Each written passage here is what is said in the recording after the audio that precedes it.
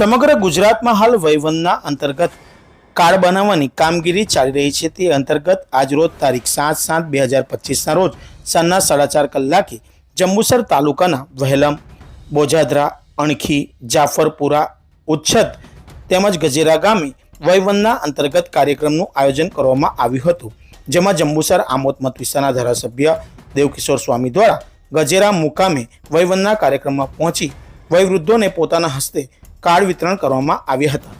આ પ્રસંગે જંબુસર તાલુકા ભારતીય જનતા પાર્ટીના પ્રમુખ કુલદીપસિંહ યાદવ, મહામંત્રી કિરીટભાઈ પટેલ ઉર્ફે મુન્નાભાઈ, મહામંત્રી જ્યોતિષભાઈ સહિત એપીએમસીના ડિરેક્ટર હરદીપસિંહ પરમાર સહિતના ભારતીય જનતા પાર્ટીના આગેવાનો ઉપસ્થિત રહ્યા હતા। જ્યારે ગજેરા ગામે ધનંજયભાઈ ભટ્ટ, ભરૂચ જિલ્લા પંચાયતના પૂર્વ પ્રમુખ જલ્પાબેન પટેલ, પૂર્વ મહામંત્રી બળવંતસિંહ પડિયાર સહિતના ભારતીય જનતા પાર્ટીના આગેવાનો મોટી સંખ્યામાં ઉપસ્થિત રહ્યા હતા અને આ વયવંદના કાર્યક્રમમાં જોડાઈ સહભાગી બન્યા હતા।